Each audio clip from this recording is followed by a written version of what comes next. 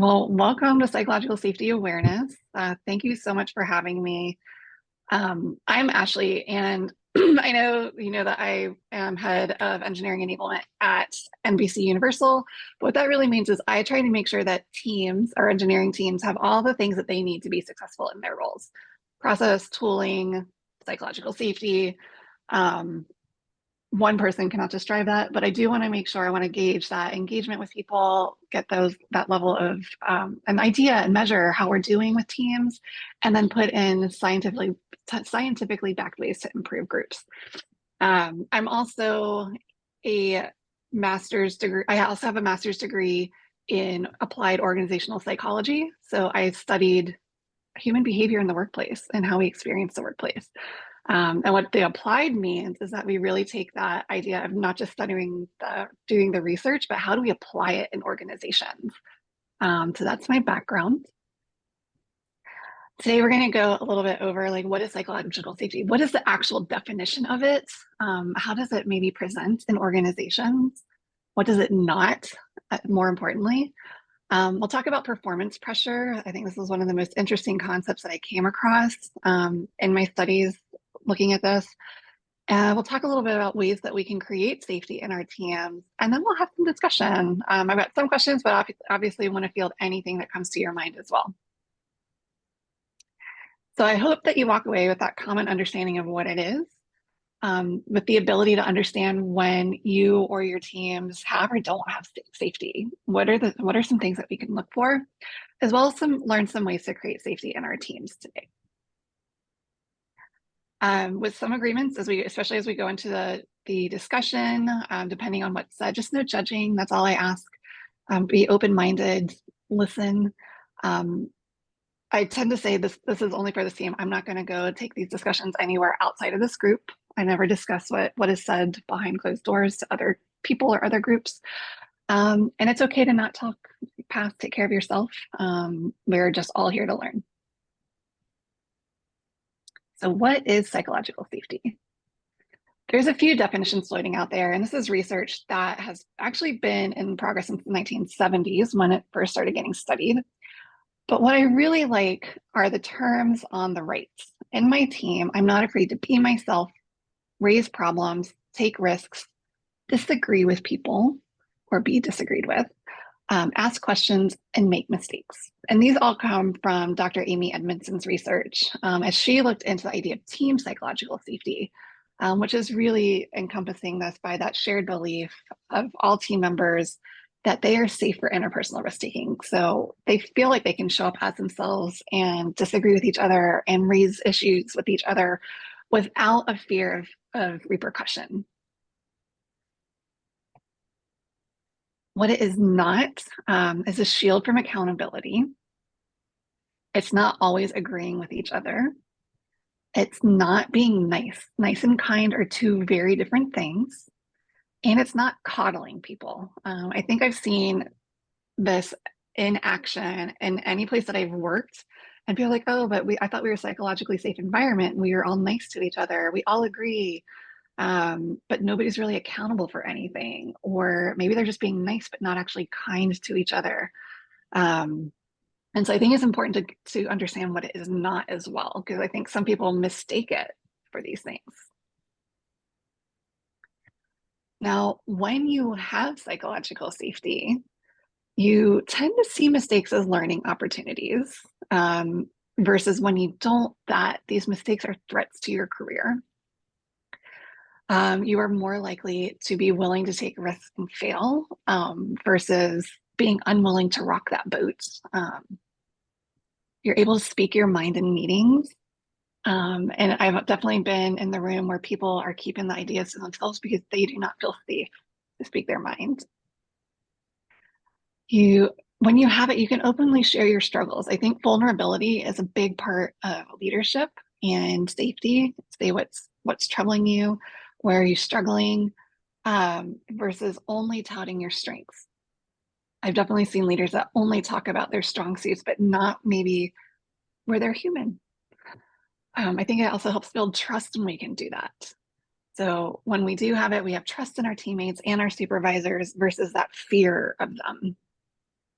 And that ability to kind of stick your neck out when you have psychological safety, you feel like you can raise your hand, raise up those issues, stick your neck out, put it on the line, versus this kind of more gruesome, I guess, visual of having it chopped off. I think one of the most telling points in my career was one time we were doing a RACI chart for responsibility, accountability, communication, and I forget the other I off the top of my head, but somebody kept saying, well, who was the single wringable neck? And I said, is this really a safe environment if this is how we're approaching this? Just things that stuck out. And this all comes from the book from Adam Grant. If you haven't read Think Again, I highly recommend it. But he definitely talks about these decisions in our careers and life. And when we have this safety, we can also make better decisions too. I wanted to talk a little bit about big companies versus startups for a second. Now, there's not a lot of academic literature comparing the two, but I think there's some important considerations. It can manifest differently. I think the goals are all the same. We want to all be ourselves. We want to be able to raise risks. We want to be able to ask questions without that fear of repercussion or judgment. But what might that look like in big companies versus startups? And I think some of these categories might be some of those differentiators, right? Maybe there's processes and resources at big companies, from my experience, really heavy on the process side. That might stifle this ability to feel like, hey, I think we should tweak this or not. My experience at startups, a little bit less processy. We kind of just do things and see how it goes. I know there is process there, but it's my own personal experience is it's a lot less rigid at startups. And you kind of have to move fast in those environments. And if we have the right processes in place at a big company, sure, it can be helpful. But most of the times I've found it's really hard to speak up. Same with hierarchies and structure. Big companies tend to have layers and layers and layers of hierarchy. I'm experiencing it myself right now, versus startups that can have a few less layers, right? Maybe it's even a very flat organization. And depending on that structure and how it's set up, it could be the difference in somebody feeling willing to speak up or willing to raise their hands. Maybe they're afraid of talking to the vice president. Maybe they feel more comfortable only talking to their manager. It depends, right? It all comes down to that company culture. I think risk tolerance is a big difference as well in big companies versus startups. If the whole point of psychological safety is to be able to take risks, then, what does that look like? Startups, we have to be able to take risks. We have to move fast. I think we have a bigger tolerance for risks in a startup because of how fast we have to learn and get things out. Bigger companies, I think they tend to, at least in my experience, they tend to be a little more risk averse. And so when we are more risk averse, then that could stifle people from taking more innovative approaches to things or trying something new. I also think the pressure to perform is interesting, and we'll talk a little bit about performance pressure in a minute, but startups, you have a huge pressure to perform, right? How fast, how quickly do you need to prove that concept, get something out the door? Big companies, there is pressure, but it's a little different from both of my experiences in each of these worlds. I also think visibility is a big difference. In startups, your work as an individual contributor is way more visible than at a really large company, and it can be really scary. And so I like to think, I tend to think of it as like my work as even a director right now in this big, vast company. I tend to have a little more leeway if even if I'm wrong about something, which I have the safety to be wrong, which is great. It's not as like under a microscope. Whereas my work at a startup, it just felt like I was there. Everybody saw what was happening. It can be a scary world. And if you have that visibility, it can be really scary to raise your hand. And that's why psychological safety is so critical, depending on what environment you're in. I think no matter what you do, even if the goals are the same, the concept's the same, the context is huge in what you're thinking about. So I think as you think about startup worlds, sometimes you're trying to scale and sometimes you want more process. I think it's important to think, does this structure or hierarchy, what risks do we have? Where is our risk aversion level? What pressure are we putting on people to perform? Things like this, we all need to consider as we're creating new things to scale up our companies or work with new groups to get something out the door. But without safety, there's huge consequences. And this is just one example of many, many. Another one I enjoyed reading about was the Volkswagen incident. But this one came from NASA. And without psychological safety, really, like, we can have really drastic effects, um, to the point where people die, unfortunately. And in this case, for the Columbia mission, an engineer thought that they had noticed a problem, but in previous experience had been dismissed by his supervisors when trying to raise an issue in the past. They're just so they were more motivated by getting something out the door and meeting a deadlines than they were about correcting something. And he thought he noticed something during launch videos, a piece of foam that hit the shuttle. But because of his past experience and this perception of power dynamics, did not feel that he could speak up to somebody that was 2 levels above him. And 8 days later, unfortunately, the Columbia disaster happened and 7 people died. I'm not saying that we are in life and death situations here. I don't know what your businesses are, but maybe you're working on medical technology. Maybe you're working on something that could keep somebody alive. And so, what are those consequences if we don't have psychological safety? And this just, I felt, really hit it home me. And I can share this out. There's a really great link to a podcast on this as well. But yeah, the safety first comfort. I said earlier that it is not about doing whatever you want. It's we've talked a little bit about performance pressure, but what is that really? And Amy Edmondson's research, they found that there were 4 zones. If we call it a quadrant, from psychological safety ranging from low to high, and for performance pressure or accountability for results, also low to high.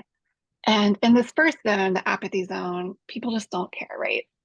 We have low safety, we have low performance pressure, we don't need to get anything done. We have pretty low safety on the team. We probably feel pretty darn disconnected from our group. In the comfort zone, we might have high safety. We like our team. Everybody gets along great. We can discuss things, we can raise risks, but we don't have a lot of accountability. Also, not a lot might get done here. We just happen to all be okay and safe with each other, which is good in some ways, but we probably just sit and just keep adding things to our backlog and never really following through if they get done or not. Now, the anxiety zone is when you have really low psychological safety and you have incredibly high performance pressure. And here's where people burn out. They have so much to do, so much pressure to get things done, get out the door, and they have very low safety in which to do that. Maybe they've noticed an issue, but because there's no safety to raise that risk, they still feel like they have to ship software and it goes that bad. And they're just in high anxiety mode all the time. They don't want to come into work. They're just generally super anxious about coming in every day. But that sweet spot is when you have high pressure and high safety. You feel like you can raise those risks. You still want to get things done. You still want to be accountable for results, but you are able to be yourself. You're able to ask questions to get things clarified, to say, oh, I think this is wrong. We might need to pivot. And this is where you're learning things. You're not just getting things done, but you're actively learning about what it is that you're doing. And this is where people start to say, oh, I wonder what happens if, or what if we tried it this way instead? And you come from this area of curiosity and inquisitiveness that I just find so refreshing. So, I think it'd be interesting as an exercise for you all that we can add to the discussion in a bit. What zone are you in? And if you do nothing else, print this, get a screenshot of this. Ask yourself, where might you fall? Do you feel like you're in low safety and low performance, or do you feel like you're always in the anxiety zone? And then what might it take for you to go from anxiety to learning zone, or from apathy to maybe you have to go to comfort zone first? That's okay. But the idea is, how do we get to that learning zone? So last but not least, I want to talk about how we can create safety in our teams. Here's some ways that we do it. we make it an explicit priority. In my own teams, that is one of our core values that we state out for anybody that joins our department. We value psychological safety, we value accountability, and we value transparency. Those are our three values, and we reward people for it. If we see it in action, we like to call it out and say, thank you for setting this example. We want people to know that we care about it. We like to facilitate everybody speaking up. We've actually been doing a lot of sessions on active listening and facilitating in our engineering groups on how do you help people feel included. When you can facilitate to get everybody to share their thoughts, we see a lot higher engagement. We see people more willing to speak their mind over time. We see people feeling like they can ask questions, especially if you frame it in a way that makes it okay to ask questions. We also like to establish norms for how failure is handled. We like to have blameless postmortems or even celebrate those. Most recently, I was doing an ops review and we had an outage. And instead of taking the time to be like, well, this happened with the outage, we also wanted to say, well, what did we learn from that outage so that we can make it better? So we really like to establish the norms for what did we learn from this failure? And what does it change? How do we change moving forward? And we like to celebrate that with leadership and call it out as we learned this thing. We didn't do great at this other thing, but now we're going to try this and see if we got better the next time. And then we celebrate it together if we do. We also like to create space for new ideas, even the daydreamers, right? I am a dreamer. I am an idea person. And I always like to make sure that we have space for that brainstorming and just kind of, if I could wave a magic wand, what would I change about this thing? And sometimes it takes people a lot of time to build that comfort because it could be a wild airbrain idea, and that's okay. And then we like to embrace productive conflict. I think it's okay to disagree or not like an idea. We should be able to do that and just don't attack the person, whatever you do.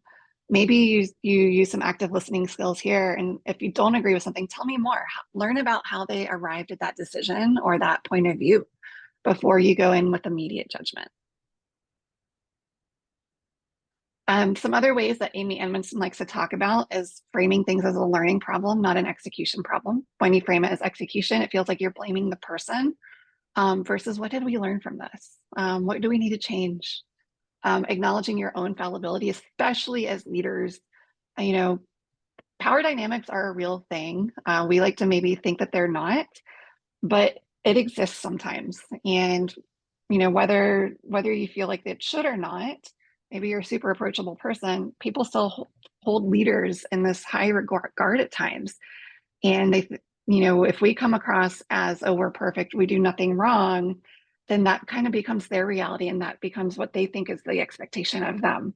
So if we can show our own faults and our own fallibility, people can start to see, oh, okay, it's all right to make mistakes here. Our leaders embrace it too. And then again, model curiosity, ask lots of questions along with that productive conflict, right? Don't just say, no, you're wrong. That really shuts people down. But are you modeling curiosity? Are you asking them questions to get to the root of their thinking before you disagree with them?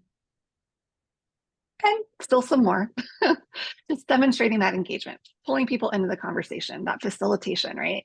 Showing understanding and empathy, being inclusive in both interpersonal settings. Are you inviting everybody to the party or are you excluding some groups? Be inclusive in your decision making, bring people into that room with you and show confidence without being inflexible. I think there's a fine line we have to walk sometimes as leaders. We need confidence and conviction, but I also think it's okay to be like, we can change our minds too. So those are some ways to create safety. And so we can open this up for discussion. I have some prompts we can talk about, but I also see there's a few messages in the chat I haven't had a chance to look at yet, but yeah, I think that is the end of my slideshow, but I will stop share so I can see your faces. Yes, thank you so much. We can open the floor for questions. Guys, if you have any questions, please go ahead. I do have a question. Yeah. Thank you, Ashley. This was very interesting and I was taking screenshots. And so when someone new comes to work or joins a company, there is a time before that person can establish his or her credibility. And so, and I like this saying, thinking is hard. That's why most people judge. And so until the time people really know how good or bad you are tempted to put on your best face and not be vulnerable. And so for newcomers, my question is, and I don't know if I'm trying to phrase the question in there, that for newcomers, are there any protocols that we can follow to make sure that people can start doing that earlier rather than later? Because it kind of, as you said, hierarchy is a real thing, and you want to come across as smart because someone at the top might not have a lot of interaction with people 2 layers down. And if everybody's afraid to sort of look stupid, and so do you get I do want to share an example. In my second month, something happened, and I've shared that with Manan, he's here. And something happened that I was like, okay, if he finds out, he's not going to be happy. And I will come across as someone who's perhaps not entirely responsible. So I kind of freaked out for a few months before. I think it took me a year to tell him that. Till then, I had figured out that it doesn't matter. And I'm a fairly confident person. So just saying, are there any, and we have a lot of younger people in our team, like, people in 20s and 30s, and I'm like in my late 40s. So I just want to help some of the people in my team to speak up earlier. So yeah, I'll stop here. Question. I'm hearing a lot of things. So one, and please correct me if I'm wrong, one is how do we help new people feel safe? Especially when it comes to, I want to feel valued for my contributions, right? As leaders, how are we setting them up for success? Are we giving them these incredibly long-term projects that they have to work on? Or are there some smaller wins that we can help set up for them, saying, I'd love for you to deliver this. What does this look like? Can we do this in a week? Can we get something shipped in a day? If you're a developer, my ideal dream scenario, which it's been a while since I've seen it, but can we even commit something on that first day so that they feel effective? Self-efficacy, this belief that we can do something, is huge. And the longer we put that off for somebody, the less engaged that they become. And so as leaders, are we setting up the work? Are we defining the work in a way that can make them effective as soon as possible? Does that help answer one part? Okay. Yeah. The second, I think a lot of it also comes down to, as leaders, sometimes we have to take the reins on that relationship building too. If you have a new person coming in, I'll never forget, even my first week, I love psychological safety, but my first week, all of my leadership team was at an offsite. But because I started that week, I wasn't able to make it there, just for some other family things. I felt very, very alone that week. And so are we putting things in place that help people not just, build confidence in their work, but build the relationships that they need? And so, are we, if we can't be there, or even if we're 2 levels up, are we at least setting up the introductions? Are we at least getting them to know the people that they will need to know? And you can talk work, but maybe even have it as just a virtual morning coffee chat. That's my favorite thing. 15 minutes. Let's just talk about, how was our night? What did we watch? What movie did we go see? What did we do for the weekend? Just building that relationship makes us want to do things for our teammates anyways. And it helps build that trust. I think another thing I heard is, how do we get people to want to talk to us when we're 2 levels up, or less? As leaders, that is on us, right? I like to think it is on me to schedule skip levels. I love to do that. That's where you get a lot of the good conversations. And I don't immediately jump into like work right off the bat, but I do like to get to know the person. Like, where are they from? We're all remote. So I like to ask them, where are they from? How long have they been here? What have they loved about this place? What have they found challenging? What should I be aware of coming in? And just even relating to, here's an example of how I even tell them how I failed, because I think what better way for them to see, I'm not going to get it all right. That's okay. I don't try not to take myself too seriously, but that is building that trust with new people, letting, having regular one-on-ones, even if they're skip levels or even more. I think that helps people feel like they can approach you more. And it takes away that kind of, I guess, power dynamic feel when they know that you're just going to have a regular conversation with them no matter what. They feel like they can come to you for anything. So those are some of the things that I like to use to help people feel more comfortable when they're new. Yeah. I have a question.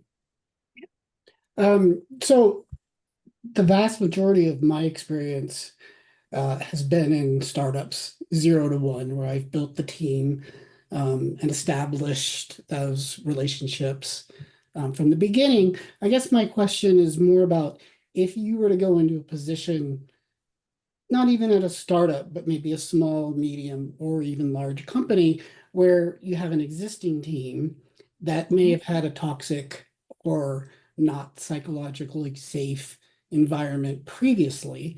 How do you best suggest working with that team to sort of shift them into a more safe environment? Lead by example. There are things you can do, so you can measure it. If you are prepared to invest and make the changes, you can actually measure safety to figure out which dimensions are maybe we struggling the most. I can send all these links and resources. There's links to Amy Edmondson's paper that actually have the questions that she asks and everything. I've done it with Boyd and his team in the past. But you kind of get a gauge for, okay, can I be myself? On a scale of 1 to 7, where are we at? Can I ask questions? 1 to 7, where are we at? You can get a real temperature, see that baseline, and then say, okay, maybe if we're struggling with asking questions, what are we going to, you can discuss as a team, how do we want to approach this? Or as a leader, in conjunction with that, you can also just start modeling it, ask questions, show people that you are bringing your full self to work. I've even seen it. So even in my department right now, the team has been through a lot of change over the last 3 years. My boss came in a year and a couple months ago. And he was the first one that said psychological safety is a priority for this whole department. They didn't really know what that meant, but over time, and it's not going to be fast. This takes months to establish in some cases, right? Especially when they've had a history of this. They are finally starting to see, oh, okay, it's all right for us to have this outage. It's okay for us to not have delivered this thing, as long as we're accountable and transparent about it. If we don't think we're going to be able to finish this project when we thought we would, are we telling him a couple weeks in advance, or are we telling him the day that he thought it was going to be going live? Those types of things. And we talk about, what does that look like? We set those expectations as a team, and we talk about them and say, what do we agree to? What do we agree? How do we agree we're going to operate? So even if it takes us practice and habit, we get to this space. So there's different, like I said, you can measure it. You can talk about it as a group. I really recommend modeling it as a leader. I know Boyd does this really well in terms of how he facilitates his meeting, or has his team facilitate the meetings. But he's super inclusive, right? And when we can build that inclusivity, when we can build that trust, over time, it happens. I've had a team in the past as well that was really, I was building a release engineering team at Blackboard at the time, and they were coming from other parts of the company. Some of them had been there a decade or more, and they had bosses that didn't even we were all remote, which is what blew my mind. They asked me if they could go to the restroom, and I'm like, I'm sorry, what? They just had this really toxic environment from leaders that had since left the company, but that is what they knew. And then they came to work for me. And as soon as I said they're sick and they were afraid to take time off of work, I was like, take what you need, take care of your family. This is okay. We can figure out the rest. It's like it never dawned on them that a healthy environment was possible. And over time, they saw it, and they appreciated that. As a leader, I was creating that space. We set values, we set norms on how we wanted to operate. We took time to learn about each other, and what behaviors do we appreciate in our teammates? what do we value personally? And when we can build that and we build that relationship and understand each other, we can trust each other. And we can build that safety with each other. And over time, I had them for about 2.5 years. And after about a year, it was finally like, okay, we are gelling. They're trusting each other. They're trusting us as leaders. And it's sad it takes that amount of time, but gosh, when you get it, it's such a breath of fresh air when you finally see that shift in them. Yeah, and as a follow-up to that, Sorry. No, go ahead. Even with teams I've built, there's always different personalities. And some people are just naturally more shy or less willing to speak up. No matter how much you model, no matter how much you encourage them, how much you give them positive feedback. So, I mean, how do you account for that differential between personalities within a team? I do think it's important to understand the personalities you're dealing with. I do think over time, though, we have to see who has a growth mindset and who has a fixed mindset. I think that's going to be a big differentiator for your success as well on your teams. And sometimes we have to make those hard choices. Maybe they just have so much trauma, they're not overcoming it. As leaders, what else can we do? But at the end of the day, they also have to be the ones willing to grow and adjust too. Right. Thank you. Manon's been trying to ask a question for a bit. Yeah. Yeah, thank you, Ashley. So this is something I've struggled with, and well, in a different way. And thanks, Simon, for putting me on the spot there. What's the opposite of psychological safety? Like, what's the extreme end? Good question. So my concern is more around, I feel like I overdid the psychological safety and lost the definition of boundaries as a leader. And so what I'm bringing to your table is that I've experienced the fact that I'm one of the co-founders of the company. And I felt like I did not have psychological, and I have a few team members here, but I've been in times I felt that I haven't had that psychological safety in terms of like, especially in uncertain times. And there can be an honest style of leadership, there can be an authoritarian, and people just need someone to say, oh, I'm telling you, here's the plan, things will be fine. And whereas if you say, well, I don't know, but here's how I can find out. And I've had friends, CEOs of other companies, that style, the authoritarian one, time and again, seems to give comfort to people, even if they end up being wrong. And we've had people at Tintash with us over 12, 13 years, right? So sorry, I'll stop there. But I wonder if there's some work done for leaders on psychological safety too. There's a lot of research around leadership and psychological safety. Well, one of your first question was, what is the opposite of it? We talked a little bit about what it is and what it isn't, right? I tend to think that it's the inability to take a risk at all. That's me. There's got to be a million other definitions. No, as in if it's too much safe. So there's lack of psychological safety, and what I was trying to get at was, I think there has to be a balance around that too, and that is what I struggle with.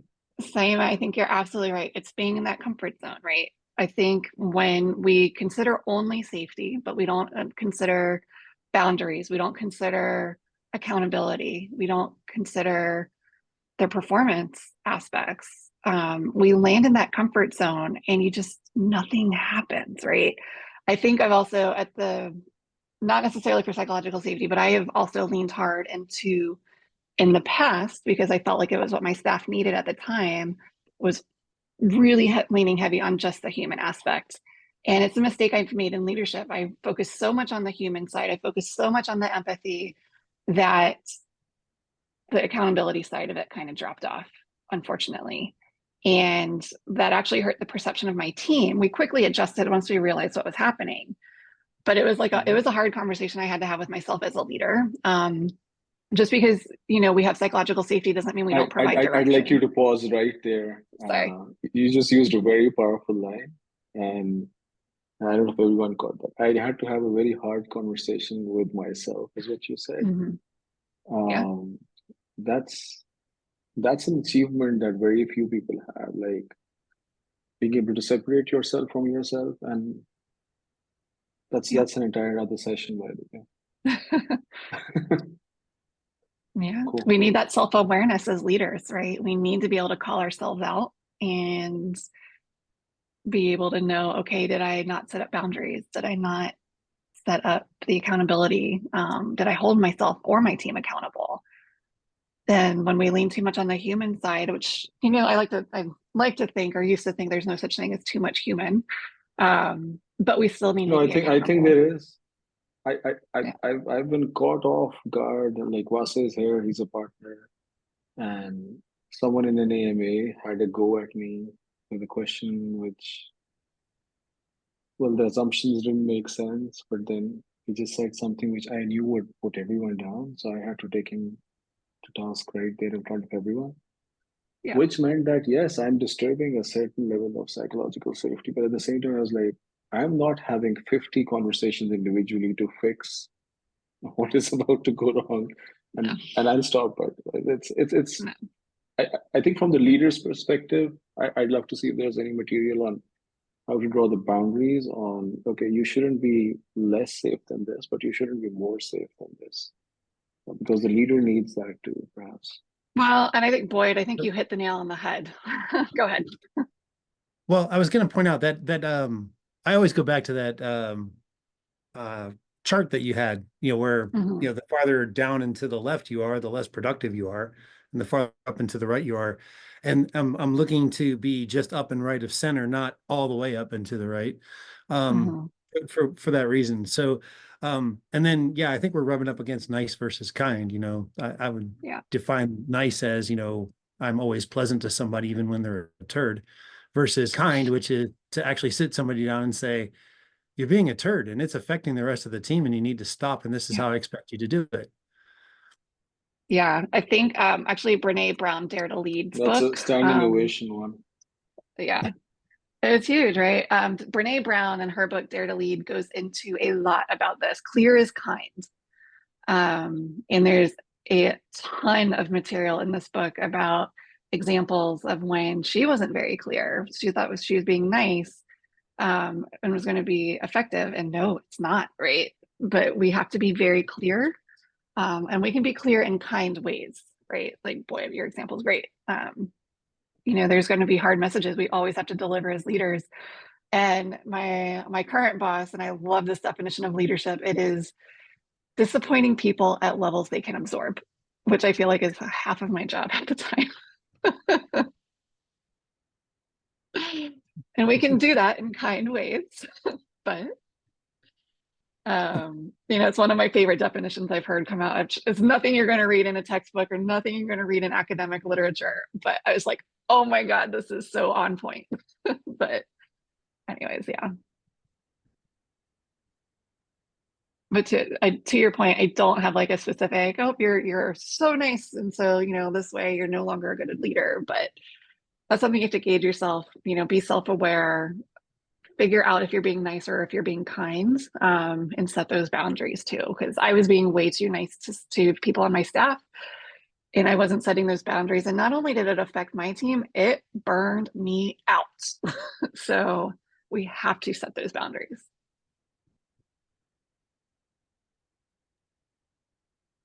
Thank you for that. Yeah. Share back to you. Is it a topic to explore at a later time, nice versus kind? I'd love that.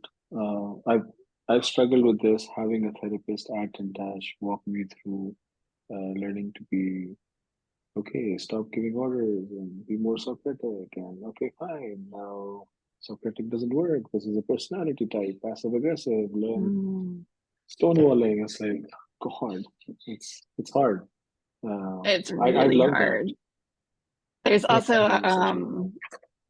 There's also a really interesting thing you can do if you look up, and I can share it in the links and resources later, understanding your own psychological driver. So things that are innate in us because of how we were raised, even in our childhood. Mine is to please others.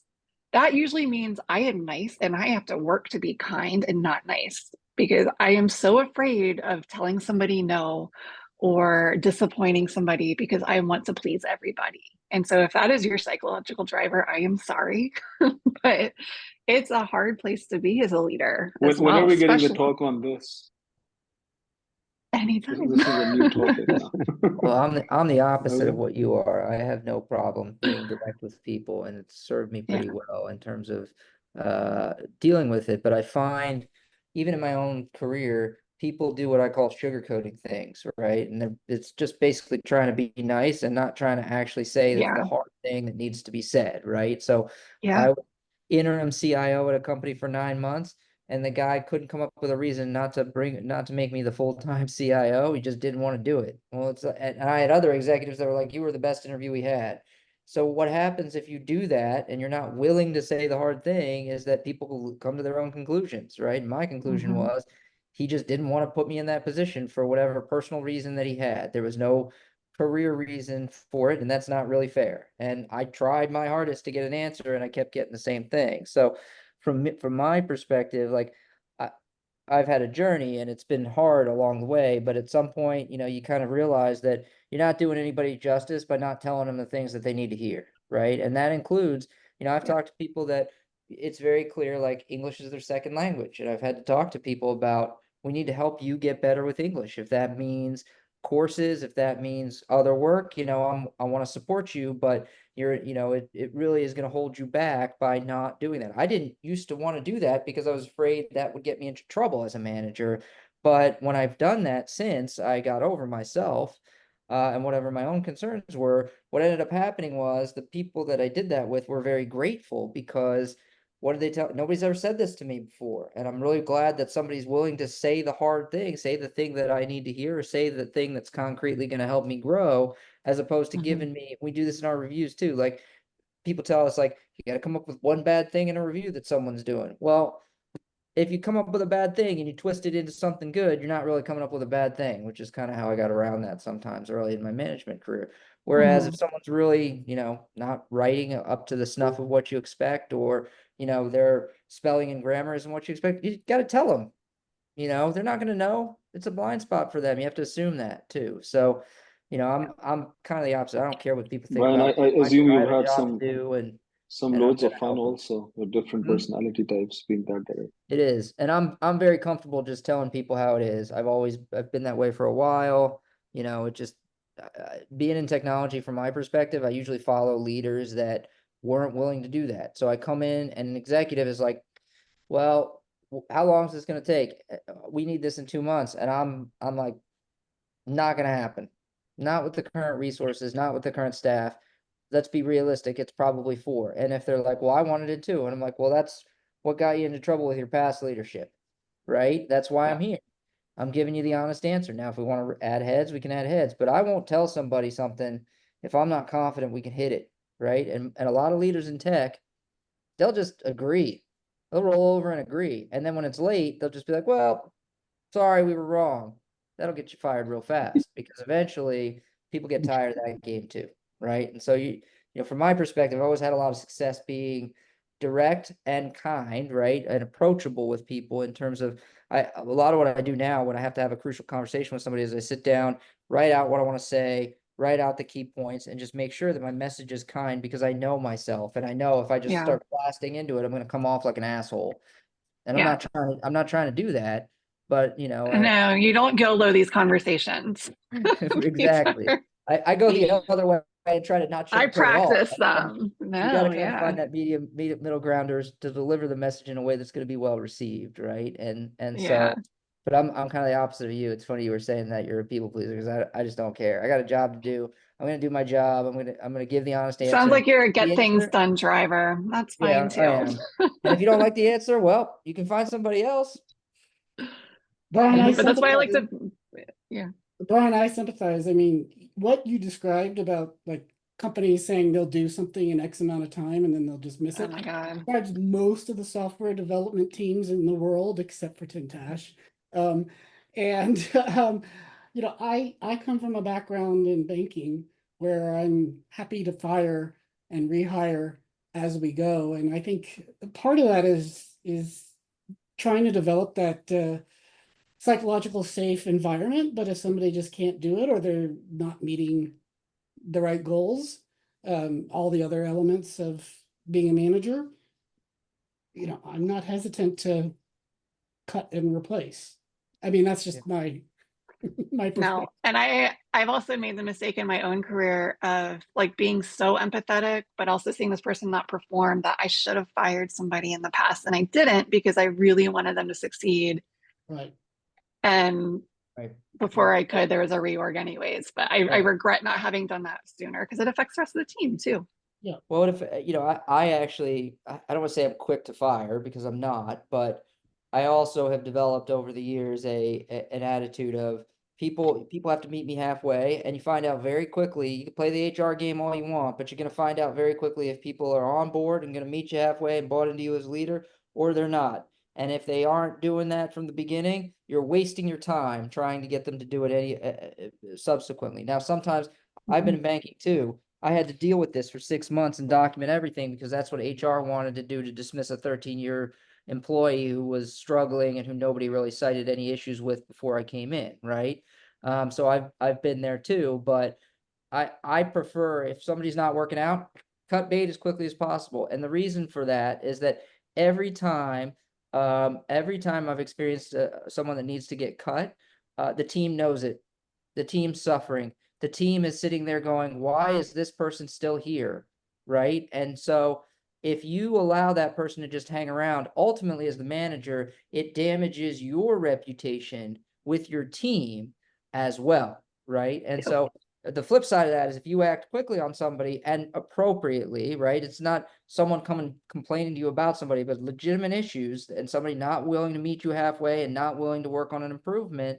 You know, if you let that hang around, it can damage your reputation with your team and your ability to function with your team and create that safe space, because they want to trust that you're going to, part of your job as a manager is to handle performance issues, right? And unfortunately, as managers, not every performance issue is kumbaya and going to work out. It just isn't, right? And so we as managers have to decide when that point is that we don't want to invest any more time into somebody. I try to suss out very quickly if someone's going to meet me halfway, and if they're not, we take action, right? And if they are making effort, I will work with them every single time. And I've had people do that before, but when they don't, and I've cut bait, it's almost always been somebody on the team going, man, I'm glad that person's finally gone.